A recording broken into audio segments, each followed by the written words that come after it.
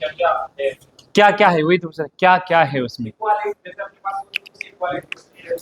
कौन से इक्वालिटी थे अपने पास, बताओ फटाफट, जो पुराने बताओ। कॉन्स्टिट्यूशन कैसे याद रखोगे? Very good, triple S. India is triple S D R. Indian constitution में क्या क्या मिलता है सबको? JLEF, justice, liberty, equality, fraternity. Justice 3 type का, social, economic, political. Liberty 5 type की, फटाफट बताओ। Thought, expression, faith, belief, worship. Equality of status and opportunity, status and fraternity and ensuring the dignity of the individual, and unity, and this is preamble. So what is India? Sir, India is a sovereign state. Sir, India is a democratic nation. Sir, India is a republic nation. जब आपको पूछेंगे what is India, ऐसे थोड़ी हम दाल बाटी खाते, ये India नहीं, India बहुत बड़ा है। तो इंडिया कितना बड़ा है, इसके अंदर फिर आपकी दाल बाटी चूरमा उसके भी बाहर आओ यार, खाओ। आज जनरल कंसेप्ट पढ़ाएंगे ग्लोबलाइजेशन की। लास्ट टाइम पढ़ाए थे, नेहा मैडम ने लिया था एक बार ग्लोबलाइजेशन, सुना ही नहीं क्या? वैश्वीकरण। बताओ, कोई साधारण भाषा में बताओ, हिंदी में बता सकते हो, मेवाड़ी में बता सकते हो, बस बताओ। ओके, एक्सपोर्ट इंपोर्ट हो गया, और एक्सचेंज होना।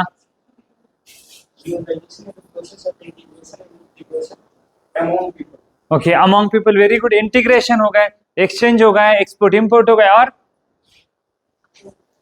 बहुत बड़ी टर्म है ये ग्लोबलाइजेशन। जो आसपास देख रहे हैं वही ग्लोबलाइजेशन।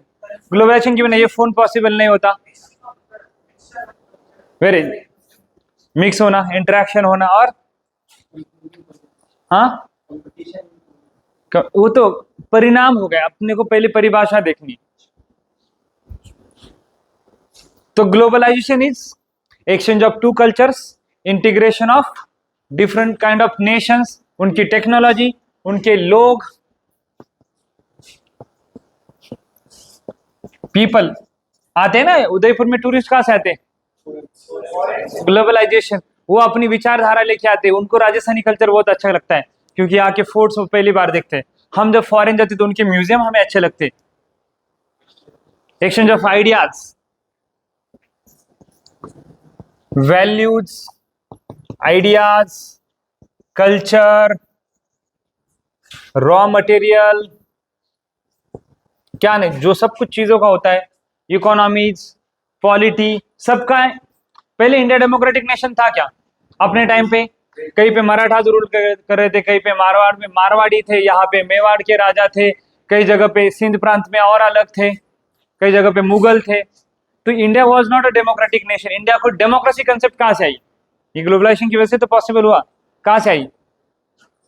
फ्रांस, फ्रेंच रिवॉल्यूशन हुआ था 1789, राइट? वहां से आइडिया लिबर्टी, इक्वालिटी, फ्रैटर्निटी, ये आइडिया कहां से आई है? रूसो, वोल्टेयर, इनके विचार नहीं, आप लोगों ने पढ़ा है नहीं वो हिस्ट्री ना? आप डायरेक्ट आए क्या, मतलब ग्रेजुएशन में डायरेक्ट आए या 10वीं 12वीं तक पढ़े थे? नहीं पढ़े? पढ़े, बट हम नहीं पढ़े। ये सब आइडिया अपने को वहां से आए। तो ग्लोबलाइजेशन वहां पे बहुत पेस बहुत कम था ग्लोबलाइजेशन का। आज ग्लोबलाइजेशन बहुत फास्ट है। आज मुझे यहाँ से यूनाइटेड स्टेट्स ऑफ अमेरिका जाना कितना टाइम लगेगा? 24 घंटे के अंदर मैं फ्लाइट लेके न्यूयॉर्क में रहूंगा। पहले टाइम पे पॉसिबल था क्या? ग्लोबलाइजेशन तब भी था, तब भी विचारों कर, तब क्या होते थे? रूट्स होते थे, spice route.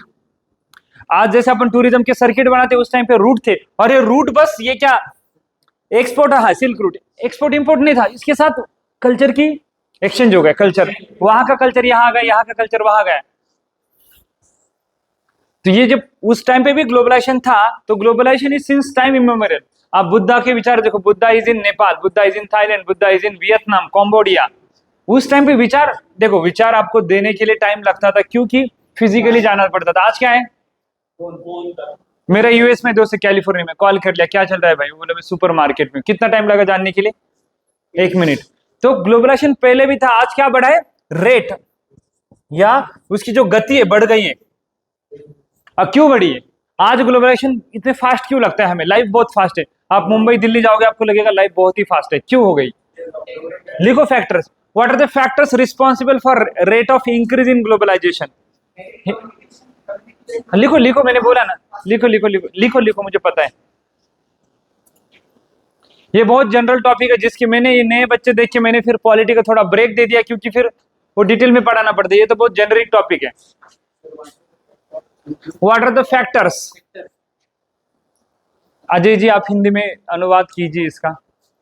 What are the factors responsible for increase in the rate of globalisation या increase in the pace of globalisation? वैश्वीकरण की गति बढ़ने के कारण बताओ। वैश्वीकरण की गति बढ़ने के कारण बताओ। कारक कारण जो भी है। भावना समझ में आ गई ना? जरूरी है।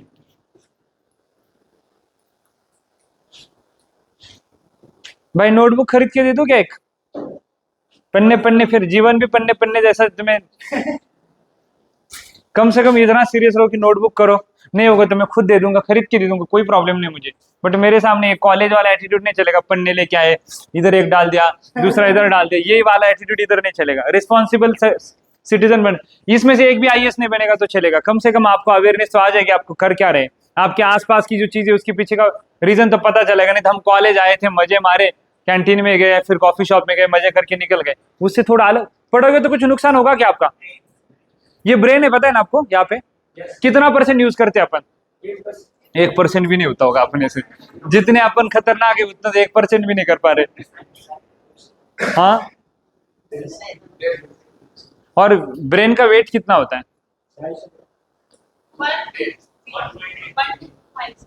ऐसे 1250 1400 के आसपास होता है। तो ये है ना, इधर रखा है, उसको यूज भी करना होता है।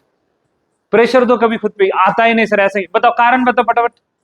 सबसे पहले क्या कारण होता है? कम्युनिकेशन इंप्रूव होगा। कम्युनिकेशन, आईसीटी इसको बोलते हैं, information communication technology, ICT, information communication technology, information communication technology.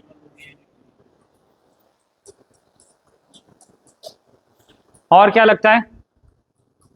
Technological advancement भी हो रहे हैं ना। फ्लाइट पहले थी क्या? पहले सोशल मीडिया था क्या? पहले आईफोन था क्या? तो ये सब चीजों की वजह से पेस बढ़ गया। और तीसरी बात, लोग क्यूरियस हो गए। आज भाई ब्रिटेन ब्रिटिश का आदमी कहाँ आता है? चित्तौड़गढ़ फोर्ट में आता है। मैं गया था एक बार, तो वहां अंदर एक छोटा सा रिजॉर्ट था, एकदम छोटा सा, मतलब घर था। उसने एकदम उसको एस्थेटिकली बनाया था। वो और उसकी पत्नी मस्त वहां इंडियन सब्जियां बना रहे थे। People are curious to know others culture, curiosity to know other culture, curiosity, जिज्ञासा, curiosity to know others culture. क्या है भाई जैसलमेर बाड़मेर में? वहां भी लोग आते, क्या है? रेत है, रेत है ना। बट वो धोरे देखने के लिए लोग कहां से आ रहे? क्यूरियोसिटी टू नो अदर्स, लोगों का कल्चर जानने की जिज्ञासा बढ़ गई। यार अपने से कुछ अलग है, दूसरे के थाली में ज्यादा दिखता है ना, वो वाला चक्कर होगा। इंडिया में कुछ अलग है। और India has been a land of rich cultural heritage. Means of transportation बढ़ गए, उसमें फिर एडवांसमेंट ऑफ फ्लाइट। कम्युनिकेशन में आप लिख सकते हो, फिर ये फोन, सोशल मीडिया, इसकी एडवांसमेंट हो गई है। और सबसे पहले अपनी क्यूरियोसिटी बढ़ गया, कुछ अलग है। लोगों ने कोविड के टाइम पे फॉरेन घर पे ने टीवी पे देखा है, फोन पे देखा, घूम नहीं पा रहे। लैंग्वेज तो है, लैंग्वेज कौन सी लैंग्वेज है ग्लोबलाइजेशन की? इंग्लिश। तो बताओ ग्लोबलाइजेशन की वजह से परिणाम क्या हुए? लिखो परिणाम, ग्लोबलाइजेशन के कॉन्सिक्वेंसेस, परिणाम। जिसको पूरी अंग्रेजी समझ में नहीं, तो आप हिंदी में भी पूछ सकते। कॉन्सिक्वेंसेस, ये तो अच्छा चल रहा है।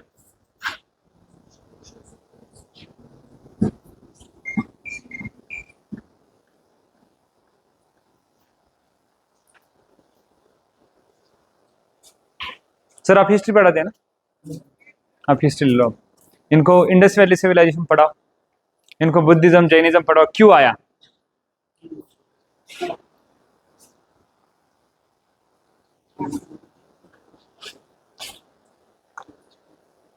तो पहले पॉजिटिव ग्लोबलाइजेशन के देखो, कोई भी चीज को दुधारी तलवार बोलेंगे, अच्छा ही बताओ बुरा ही बताओ, पॉजिटिव। हाँ फर्स्ट लिखो, फटाफट बोलो, क्या क्या हुआ। हाँ तो मैं पहले बोला, पहले एडवांटेजेस लिखो, क्या फायदा हुआ ग्लोबलाइजेशन की वजह से।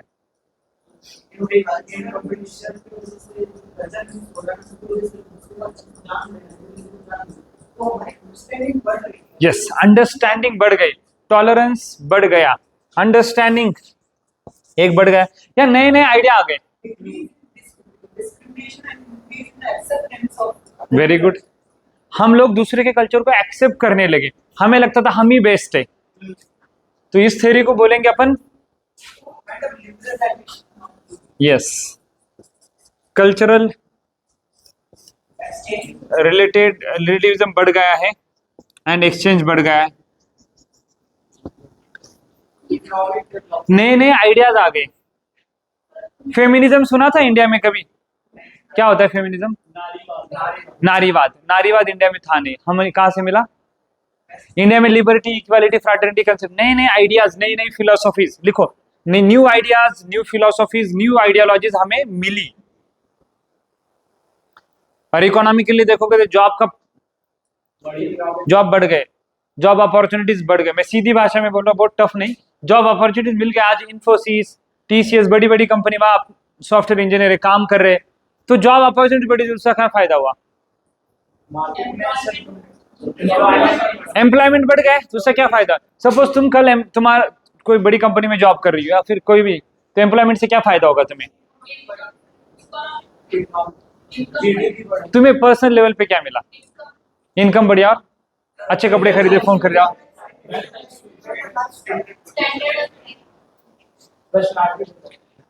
और भाई तुम्हारा एम्पावरमेंट हो रहा है ना, समझ नहीं हो क्या। तुम्हारे पास आज जॉब आ गया, मानते अपन 50 लाख रुपए दे दिए तुम्हें जॉब में, खुश तो हो जाओ अंदर सोच के, ठीक है।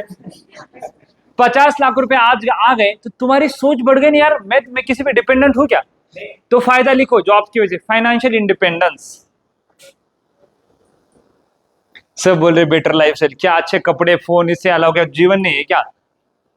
फाइनेंशियल इंडिपेंडेंस, चॉइसेस बढ़ गए आपके पास, फिर आप पे कोई शादी करने के लिए फोर्स नहीं करेगा, क्योंकि यार छोरी 50 लाख रुपए कमा रहे, छोरों से तो कम नहीं है। चॉइस बढ़ गई नहीं आपकी, चॉइस बढ़ गई आपके पास, आपके पास ऑटोनॉमी बढ़ गई, आपकी डिसीजन मेकिंग बेटर हो गई। जस्ट बस एक जॉब मिल गया आपको, श्योर इनकम हो गए, फाइनेंशियल इंडिपेंडेंस आ गए, उसके फायदे, you are going to fight patriarchal system today. So leaders, you see any MP, MLA or any leader in corporate, top leader, they are on their own, they don't need anyone, like they are independent, empowerment, ultimately इसका परिणाम क्या है, end result is woman empowerment।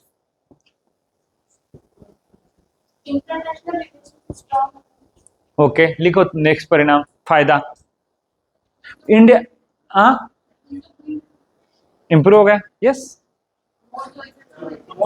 More choices to consumers, बहुत अच्छा है। Amazon खोल लो, मिंत्रा मिंत्रा मिंत्रा मिंत्रा पे shopping तो करते हैं ना, 200 रुपए से लेके 2000 2 लाख तक भी ड्रेस मिल जाते हैं। आ रहा है, मोर फॉरेन इन्वेस्टमेंट आ रहा है, तो टेक्नोलॉजी आ गई, टेक्नोलॉजी का एक्सचेंज हो रहा है, चॉइसेस बढ़ गए आपके पास, किसका, इन जनरल कमर्शियलाइजेशन बढ़ गया। और ये तो सब इकोनॉमिक एंगल हो गए आपके। अब कल्चरल एंगल सोचो, ग्लोबलाइजेशन की वजह से अपने कल्चर का क्या हुआ है, पहले बताओ, पॉजिटिव बताओ।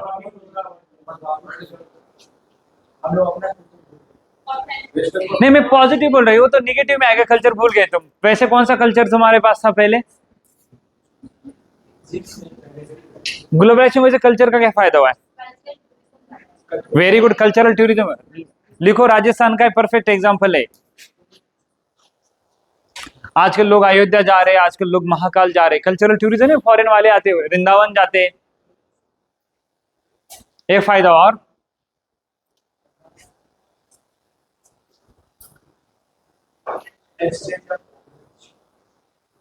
उससे क्या होगा,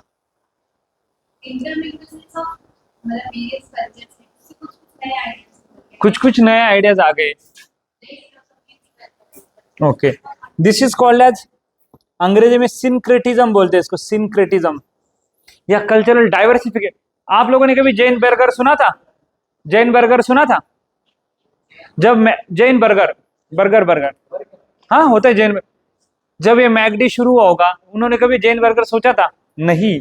उनकी आइडिया, उनको पता है कि इंडिया में कैसे लोग एक्सेप्ट करेंगे, तो उसकी वजह से अपना कल्चर डाइवर्सिफाई हो गया। अपनी दिवाली आज अमेरिका में सेलिब्रेट होती, दुबई में सेलिब्रेट होती, ये फायदा नहीं हुआ? बड़ा तो है ही है। कल्चरल हेट्रोजेनाइजेशन बोलेंगे या डाइवर्सिफिकेशन, हेट्रोजेनाइजेशन।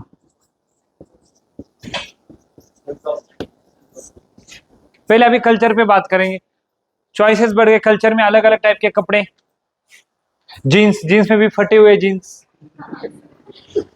थे क्या? पहले नहीं थे ना, ऑप्शंस बढ़ गए ना आपके पास।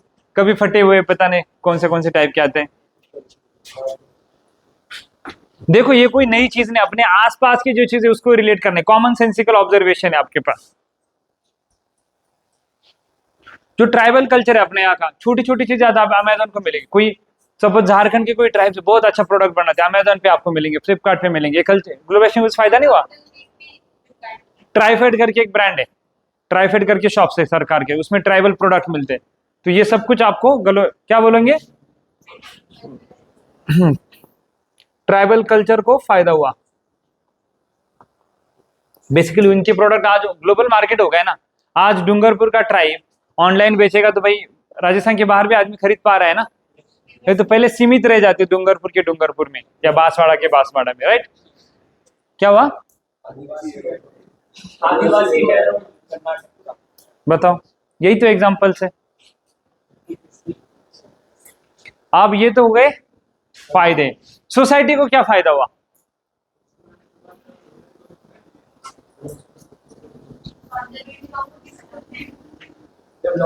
हो रहा है, ओके। और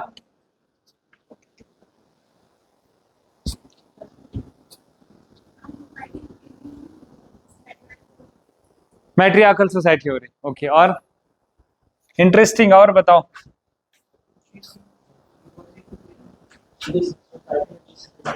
पहले बताओ, ये सोसाइटी सोसाइटी बोलते हैं सर, सोसाइटी में तो अलाउड नहीं, सोसाइटी क्या है? ये लोग ही सोसाइटी है क्या? तुम्हारे अराउंड कितने लोग, वही सोसाइटी है? तो सोसाइटी है क्या? कहाँ है सोसाइटी, कहाँ बैठती मुझे बताओ, मैं वहां जाके आता हूँ एक बार। Where is society? Is it a reality? कौन सी सोसाइटी बताओ?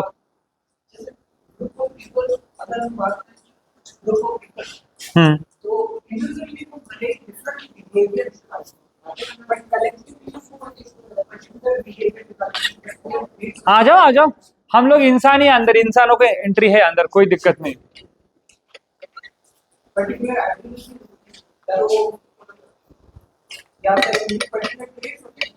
ठीक है, group of people having this मान लिया। तो इंडियन सोसाइटी में क्या है? मैं बोलना चाहूँ क्या है इंडियन सोसाइटी आज? किसका मिक्सचर है? सर, हाँ, मॉडर्न एंड एक दिन मैंने बताया तो था यार, तो कहाँ गए वो जवाब? बता था। तो इंडिया, आज इंडिया में क्या क्या संस्था है जो सोसाइटी बना रहा है या संरचनाएं हैं, स्ट्रक्चर्स? बताओ क्या इंडिया में? Very good, family. फैमिली आ गई तो शादी भी आ गई, शादी आएगा तो जाति में शादी आ गई, कोई उसमें कोई अमीर आया तो गरीब भी आया, फिर धर्म भी आ गया, ट्राइब्स आ गए, गांव आ गए, सिटीज आ गए,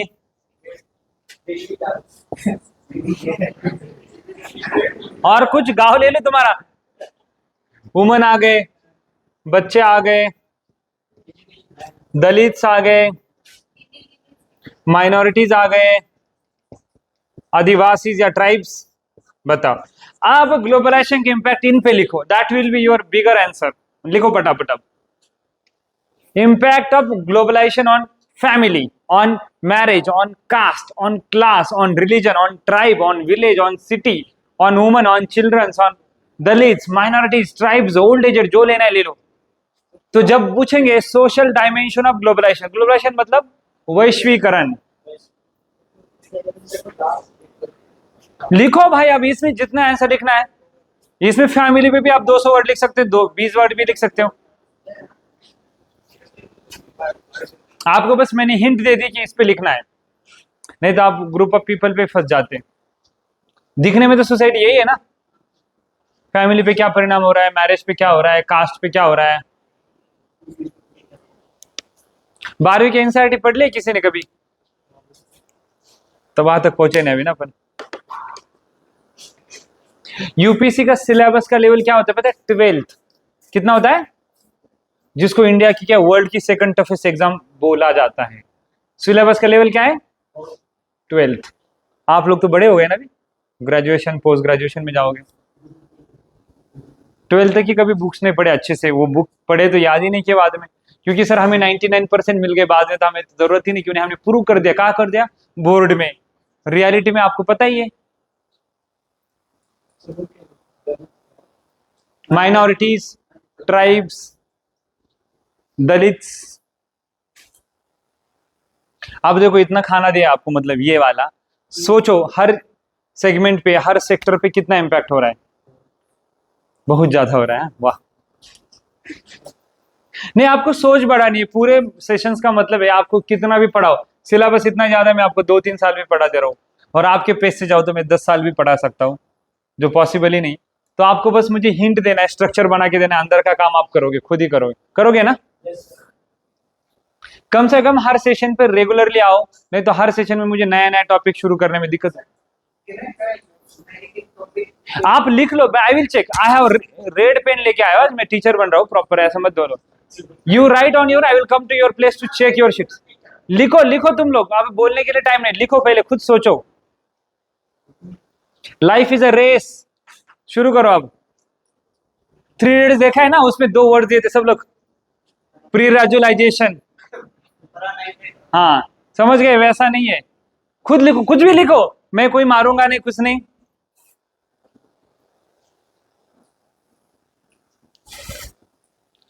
पूरी सोच बढ़ानी। आपको आसपास चल रहे वही, मैं जब आंसर बताऊंगा आप बोलेंगे सर ये तो हमें सब पता है। Education is discovery of your self. जो आसपास चल रहा है वही डिस्कवरी है।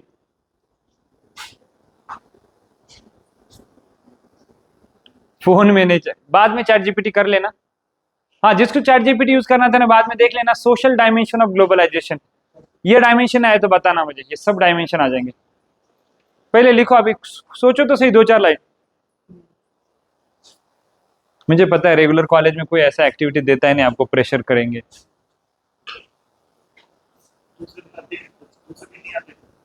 सर यहाँ तो आना है तो ये कंपलसरी है, ऐसे थोड़ी बनाएंगे इनको, सोच तो गहरी करनी पड़ेगी।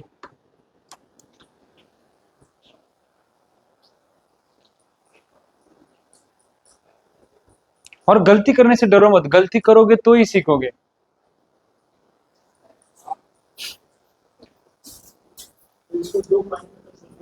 2, 4, 5, 6, 7, 8 कितने भी पार्ट में करो, बस लिखो, मुझे देखना है कि क्या लिखते हो आप लोग, कितना सोच पा रहे हो। कुछ भी लिखो जो लग रहा है। बस ऐसा मत लिखना सर हम यहाँ गए थे, फिर शादी अटेंड की, फिर ये खाना था, ये नहीं सुनना है। शादी संस्था पे कितना, मतलब मैरिज इंस्टीट्यूशन पे क्या इम्पैक्ट हो रहा है, सब पे लिखो। आज का ये टॉपिक भी कवर हो जाएगा तो बहुत बड़ी बात है। इस पे बहुत इजी और इंटरेस्टिंग टॉपिक है, इसमें मुझे एक्स्ट्रा एफर्ट लेने की जरूरत नहीं है। आई होप लास्ट टाइम ऐसे दिया था, किसी ने लिखा नहीं होगा। मैं नोटबुक और पेन मेरा वेट कर रहा है, मुझे लगता है नहीं अभी मुझे काबिल विद्यार्थी मिला नहीं अभी तक। सर मैंने इनको प्रॉमिस किया है, मैं अच्छा नोटबुक और अच्छा पेन गिफ्ट करूंगा, जो अच्छा ऐसे लिख के लाएगा। आज तक बच्चे लिख ही रहे हैं। आज तुम लोगों को भी बताते, तुम नेक्स्ट लेक्चर पे आओगे।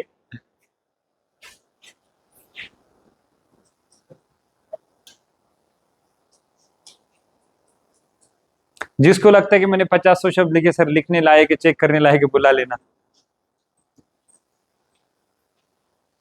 क्योंकि आपको 2 घंटे में कंटिन्यूस पढ़ाऊंगा ना, आप पागल हो जाओगे, आधे दिन आधे लोग गायब हो जाएंगे ऐसे।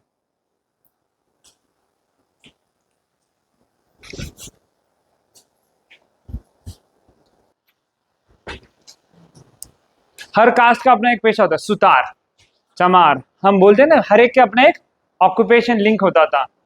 खटीक, कसाई, सबके अपने ऑक्यूपेशन के हिसाब से नाम पड़े थे पहले, बाय देयर बर्थ। कास्ट किसके?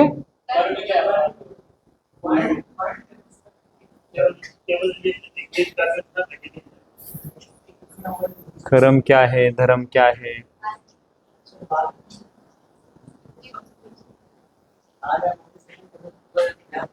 कास्ट एंड ऑक्यूपेशन पहले लिंक होता था, उसके बाद कास्ट में ही शादी करनी होती थी, आज भी करते हैं, इसको बोलते हैं endogamy. Caste is by birth. पहले कास्ट, हर कास्ट के अपनी पंचायत होती थी, 5 ताऊजी गांव के बैठते थे, रिस्पेक्टेड मेंबर बैठते थे, फिर कास्ट के बिहाफ पे, आज भी खाप पंचायत है, जाटों की पंचायत होती है कई जगहों पे। तो क्या होते थे, पहले पंचायत ही होती थी कास्टों की। डिसीजन मेकिंग कास्ट को, कास्ट में क्या होती थी? वाह, हायरार्की, ये ऊपर, ये नीचे, ये 1 2 3 4 अपन डिसाइड करते थे ना। और सबसे बात, कोई कास्ट शुद्ध होती थी, कोई कास्ट प्यूरिटी एंड, वाह वाह, purity and pollution, hierarchy, purity and pollution, caste is by birth, caste and occupation is link, caste में विद इन कास्ट आपको शादी करनी होती है, इसको एंडोगैमी बोलते हैं, और कास्ट की क्या होती थी? Panchayat. So this is caste. आज मुझे बताओ, वैश्वीकरण की वजह से जाति व्यवस्था पे क्या बदलाव हुआ है? आप समझ गए? अब जब आपको जाति पता चली तो क्या क्या बदलाव बताओ? बाय बर्थ पे क्या हुआ है, ऑक्यूपेशन पे क्या हुआ है, एंडोगैमी पे क्या हुआ है, पंचायती पे क्या हुआ है, हायरार्की में क्या हुआ है, प्यूरिटी एंड पोल्यूशन, बताओ। Very good. आज बड़े मॉल में शूज का शोरूम चमार का नहीं होता, बड़े बिजनेसमैन का हो सकता है, अग्रवाल का हो सकता है, माहेश्वरी का हो सकता है, जैनों का, क्योंकि उसमें क्या है? पैसा है।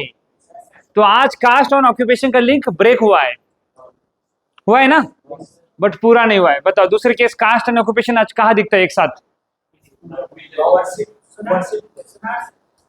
सोनार में है, और वर्शिप प्लेस में, और सिटी की सफाई कौन करता है? नहीं हुआ। This is Indian society. कुछ चीजें बहुत बदली, कुछ चीजें, समझ रहे हो? उसके बाद एंडोगैमी, आज विद इन कास्ट शादी होती कि नहीं? इसका मतलब कास्ट के बाहर जाके शादी नहीं होती अब। दोनों पे एस्पेक्ट लिखना है, कास्ट और कास्ट की बेस शादी कास्ट के क्यों बढ़ रही है अभी भी, क्यों है? आज भी विद इन कास्ट, आप लोग दिल्ली पढ़ के आ जाओ, फिर भी आप बोलोगे आप ए कम्युनिटी के, तो ए कम्युनिटी में शादी क्यों करनी है?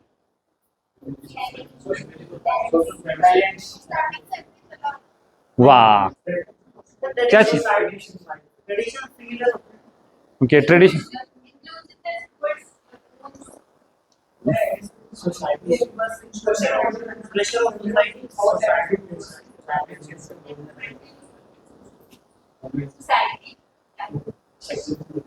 चार लोग क्या बोलेंगे? नहीं, उसके पीछे कारण भी ये है कि अपने कास्ट के तो नॉर्म्स या फिर कल्चर सेम होता है। दूसरी गोष्ट, हमें लगता है हमारा खून वाला चक्कर इंडिया में तो बहुत बड़ा है ना, वंश भाई, 10 लड़कियां होने के बाद 11 इनको लड़का चाहिए ही चाहिए। क्यों? घर का वंश आगे चलना चाहिए। वैसे हमने बहुत सूर्यवंशी थे पहले, यदुवंशी थे, अब चला रहे हम, समझ रहे? इंडिया में ये ब्लड वाला चक्कर, we are obsessed with blood, purity of blood. Hitler ने जो किया था वो ब्लड के चक्कर में किया था कि we are the pure Aryan race, तो ज्यूज को काट दिया था होलोकॉस्ट में, वर्ल्ड वॉर 2 में।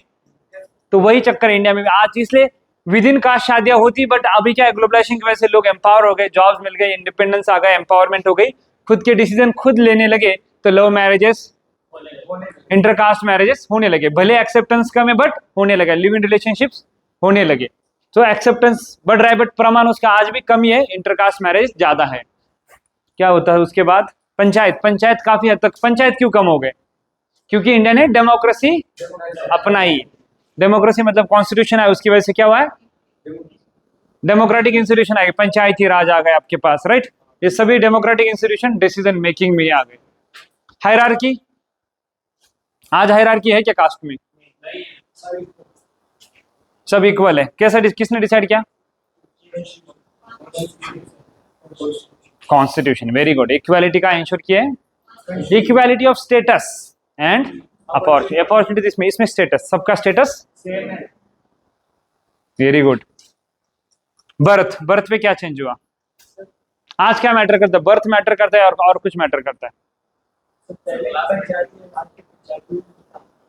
पहले की पंचायत में भाई इनफॉर्मल होती थी, कोई इलेक्शन नहीं होता था, ऐसे लोग आते थे, जाति के 5 लोग या रिस्पेक्टेड सिटीजन खुद ही समाज अपॉइंट करता। आज क्या है? सरपंच बनने के लिए भी कितनी मारामारी। गांव से है कोई इधर? तो गांव में सरपंच बनना कितना मुश्किल है पता होगा आपको। कितनी दारू, कितने पैसा, पता नहीं क्या क्या सब करना पड़ता है। घर में है क्या कोई? है ना। आज बताओ, आज आपकी बाय बर्थ मैटर करते हैं, बाय मेरिट मैटर करते हो आज तुम? आज व्यक्ति सपोज कोई अपर ऊपर वाले जाति में पैदा हुआ है या फिर ऊपर वाले पोजीशन पे, क्या मैटर करेगा? आपको मेरी जाति पता है? क्यों सुनते हो मुझे? क्योंकि मैं आईएएस ऑफिसर हूं। समझ गए ना? सिंपल, है सर प्रोफेसर है। तो आज बर्थ की जगह अपने मैटर क्या करता है? अचीवमेंट। और जो बाय बर्थ होता है इंग्लिश में उसको बोलते हैं अस्क्रिप्शन। जो बाय बर्थ डिसाइडेड था अस्क्रिप्शन था, आज अस्क्रिप्शन की तरफ से कहा जा रहा है अपन अचीवमेंट। आपके जिले का कलेक्टर कौन सी जाति का, लोअर जाति का, अपर, क्या मैटर करता है? उसकी पोजीशन, उसकी अथॉरिटी। सो मॉडर्न टाइम में जब से कॉन्स्टिट्यूशन आ गया, ग्लोबलाइजेशन हो गया, एजुकेशन आ गया, क्या हो गया? बर्थ से ज्यादा मैटर क्या होने लगा? Merit. Your achievement is more important. This is how caste has change today because of globalisation. ऐसा सीखा था कभी पहले? और मैंने कुछ चीज नहीं बताई, एक भी चीज नहीं बताई, बताओ। सब कुछ पता है ना? तो education is discovery of your self. खुद की डिस्कवरी करे, बस पता ही नहीं। तुम्हारे पास बहुत ताकत है, यहाँ तो है ही, बट यहाँ बहुत ज्यादा है, बट पता ही नहीं हमें। रियलाइज करो। चलो, कास्ट हो गए, क्लास क्या हो गए? ग्लोबलाइजेशन वैसे क्या हो रहा है? हम बोलते हैं ना सर, अमीर तो बहुत अमीर हो रहे, गरीब तो बहुत गरीब हो रहे। इससे क्या हो रहा है? विषमता बढ़ गई, इनइक्वालिटीज बढ़ गए। विषमता क्यों बढ़ रही है? Inequal distribution of assets wealth. ये कहाँ लिखा है कि हमने क्यों अबॉलिश नहीं कर पाए हम? कहाँ लिखा है कि सरकार रोकेगा inequal distribution of wealth, concentration, एक ही आदमी के हाथ में इतना पैसा नहीं जाना चाहिए? कहाँ लिखा है ये? कॉन्स्टिट्यूशन में कहाँ लिखो? वाह, बड़ा शब्द। Directive principles of state policy, article 39 ABCD नहीं पढ़ा? भूल गए? लास्ट टाइम ही तो लिख के दिया था। नहीं लिखा होगा तो लिख लेना। DPSP बोलते हैं इसको। क्या बोलते हैं? Directive principles of state policy. तो ग्लोबलाइजेशन की वजह से क्या हुआ? देखो, आप एक कोई भी व्यक्ति की आप जीवनी ले लो और मैं बताता हूं। अब देखो, ऐसे भी ऐसे लिखते हैं अपन।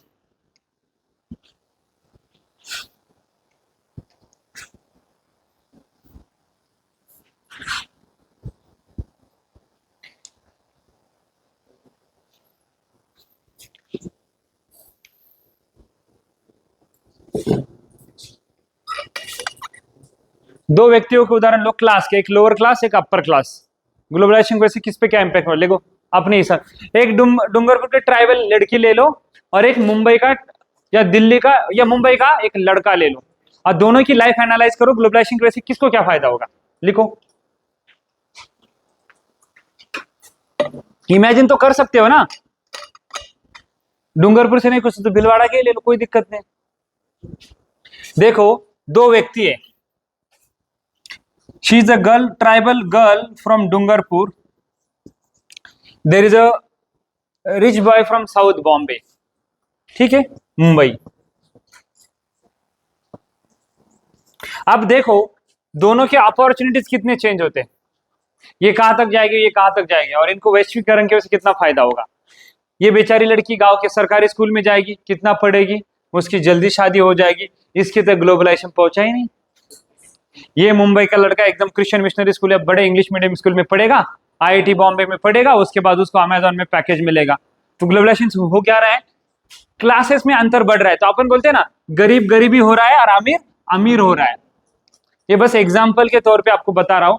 तो ऐसा हो रहा है, जो अमीर लोग हैं उनके पास पहले से रिसोर्सेज बहुत ज्यादा थे, तो वो अच्छे स्कूलों में जाने लगे, उनको अच्छा स्किल सेट मिल गया, अच्छा स्किल सेट मिला तो अच्छा कंपनी ने उनको एम्प्लॉयमेंट दे दिया, उनके पास पैसा बढ़ गया, या बाप का बिजनेस चलाने लगे। इनके साथ क्या हुआ, सरकार ने स्कूल तो अवेलेबल करे 8वीं तक 9वीं तक, कभी इंटरेस्ट आया नहीं, या फिर घर के कस्टम ऐसे होते जल्दी शादी करनी, तो वो बेचारी कभी जॉब तक पहुंच ही नहीं पाई।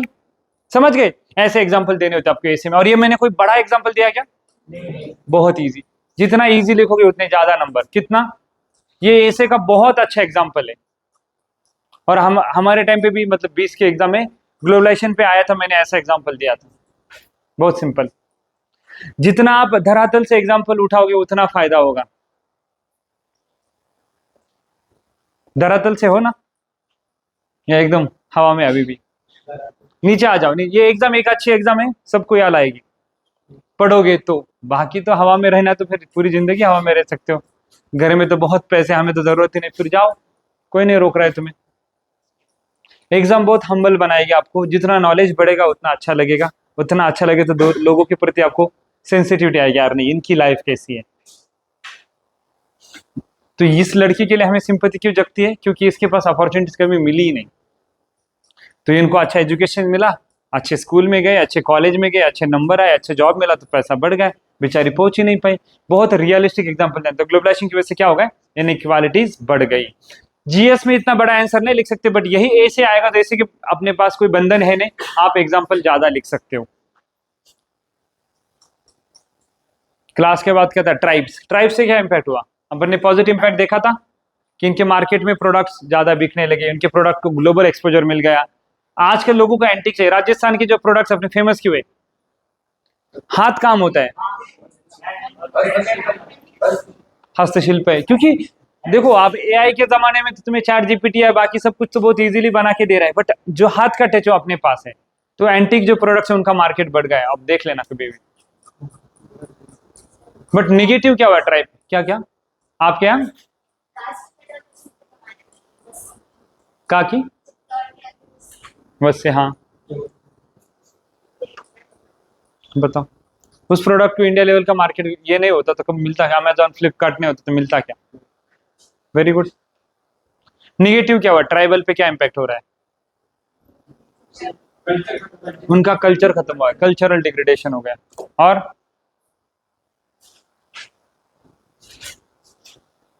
उनका डिस्प्लेसमेंट हो रहा है। हम बोल रहे वहां बड़े बड़े सोलर प्रोजेक्ट लाएंगे, डैम्स लाएंगे, तो डिस्प्लेसमेंट हो रहा है ट्राइब का। ट्राइबल एरिया में आप कोई इंडस्ट्री लाओगे तो उनको अपन डिस्प्लेस करेंगे, इनकी जमीन ले लेंगे, डिस्प्लेस करेंगे, तो उनका क्या हो रहा है, डिस्प्लेसमेंट होने की वजह से बाहर के लोग इनके कल्चर में आ रहे हैं। तो ट्राइब की सोसाइटी बहुत लिबरल होती, तो वहां उनके फीमेल का एक्सप्लॉयटेशन बढ़ गया, क्योंकि बाहर के लोगों ने इनका कल्चर का मिसयूज करना शुरू कर दिया। राजस्थान में तो ज्यादा नहीं, बट आप झारखंड उड़ीसा जाओगे तो वहां पे बहुत ज्यादा मिसयूज हो गए। और सबसे इंपॉर्टेंट, उनके भगवान जंगल में रहते हैं, उनके भगवान को हम उनको उनका हमारे हमने उनके भगवान से दूर कर दिया ना। उनके लिए पेड़ पौधे नहीं, उनके लिए वही भगवान है, समझ लो। तो इनसे दूर करना, साइकोलॉजिकल प्रेशर बढ़ गया उनका, यार उनका कल्चर गया, रिलीजन गई, उनका वे ऑफ लाइफ गया, तो ट्राइबल पे निगेटिव इम्पैक्ट। और उनका एक नॉलेज है ट्रेडिशनल, उनको पता है कि हनी कहाँ मिलती है, कौन से प्लांट का क्या यूज है। जो ट्राइब को पता है वो हमें नहीं पता, ट्रेडिशनल नॉलेज बोलते हैं उसको, क्या बोलते हैं, वो कम हो गया उसका।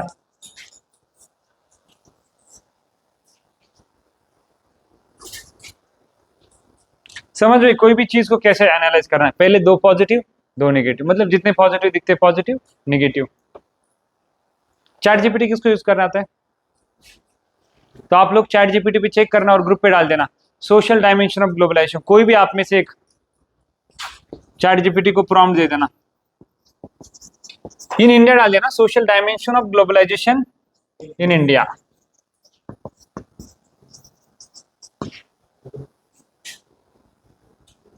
कल्चरल देख लिया हमने, कल्चरल पॉजिटिव देख लिया, कल्चरल निगेटिव देख लिया हमने। क्या निगेटिव कल्चर का, तो डिग्रेडेशन हो रहा है। और सब लोग अंग्रेजी अंग्रेजी करने लगे, सब लोग जीन्स टी शर्ट पहनने लगे, सब लोग को आईफोन चाहिए, सब लोग को इंस्टाग्राम स्नैपचैट क्या नहीं चाहिए, सब कुछ क्या हो गया, कल्चर एक साथ लगने लगे, एक जैसा लगने लगा है। इस प्रोसेस को बोलते हैं होमोजेनाइजेशन, लिख लो, HOMOGENIZATION, होमोजेनाइजेशन। एक समता। आप कहीं भीलवाड़ा से बाहर गए हो, घूमने गए होगे, एयरपोर्ट देखे आपने? किसने एयरपोर्ट देखा है? एयरपोर्ट में कोई अंतर लगता है? सभी एयरपोर्ट सेम लगते हैं कि नहीं? ग्लोबलाइजेशन का परफेक्ट, आप मुंबई एयरपोर्ट जाओ, दिल्ली जाओ, उदयपुर तो छोटा है बट एयरपोर्ट पे जाओ, आपको सेम ब्रांड मिलेंगे। सब लोग अंग्रेजी में बात करने की कोशिश करेंगे। कोई पब डिस्को गया है इसमें से? इंडिया में भी सब लोग अंग्रेज बन गए, इंग्लिश। क्या है, ग्लोबलाइजेशन का फैड है ना भाई, सबको यही चाहिए। तो इसकी वजह से क्या हो रहा है, सबका कल्चर सेम हो गया और इंग्लिश लैंग्वेज का इंपॉर्टेंस बढ़ गया। इंग्लिश, क्योंकि सब लोग इंग्लिश में बात करने लगे। आईफोन खोलोगे तो पहले हाय आता है, श्री थोड़ी आता है।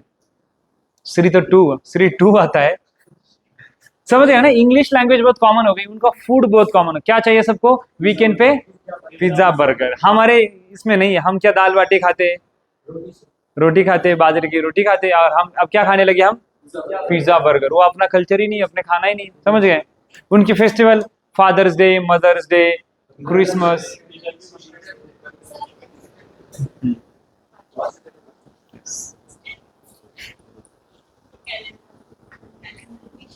यस, सब कुछ अपन फॉरेन फॉरेन करने लगे।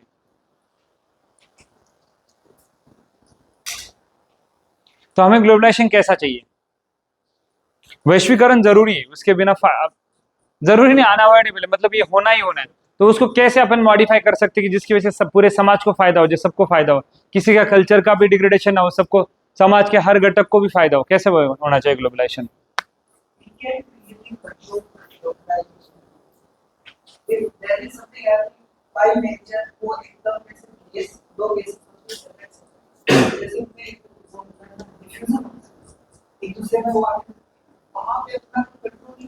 ठीक है,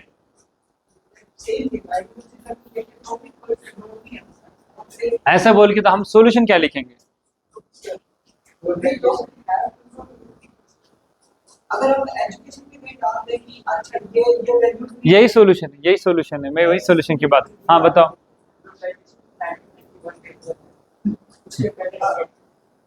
मैंने क्या बोला, ग्लोबलाइजेशन बुद्धा के टाइम से चल रहा है, इंडस वैली के टाइम से चल रहा है, ग्लोबलाइजेशन चल रहा है। अभी पेस बढ़ा है, मैंने पहला टॉपिक वही लिया था, पेस बढ़ा है, बस टेक्नोलॉजी आ गया। तब सरकार की नीतियां चेंज हो गई, आर्थिक नीतियां चेंज हो गई, एलपीजी लिबरलाइजेशन, प्राइवेटाइजेशन, ग्लोबलाइजेशन। तब तक तो ग्लोबलाइजेशन नहीं था, ऐसा थोड़ी।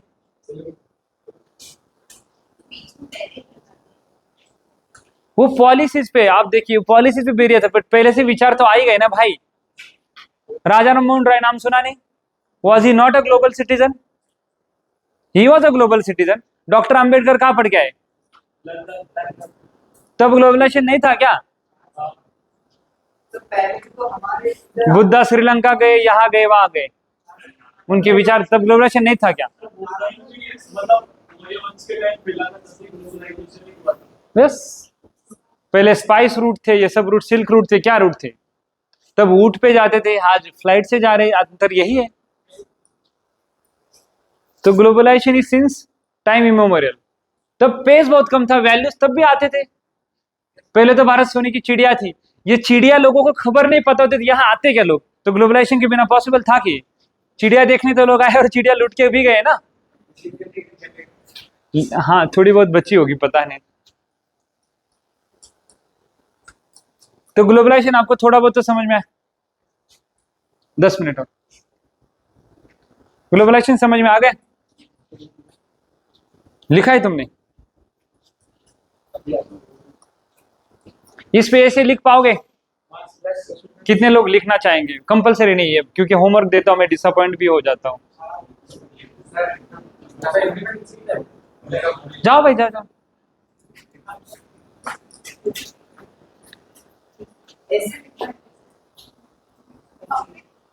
Globalisation open topic. मैंने आप लोग को आज फ्रेमवर्क प्रोवाइड किया, आप चैट जीपीटी से और कंटेंट लीजिए और आप और कर लो। जिन्होंने लिखा नहीं, लिखते रहो।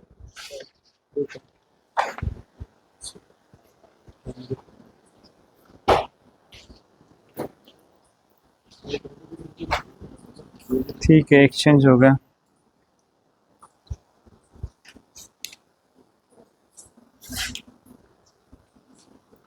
बहुत बड़ा अक्षर है और थोड़ा सा लाइन में लिखो ना। कोशिश करो, देखो कोई परफेक्ट डे वन पे नहीं हो सकते तुम। सर जितना आया उतना लिखो। सर लैंग्वेज तो सही है। ठीक ही है, हम तो एक दिन में सही थोड़ी कर सकते हैं अपना।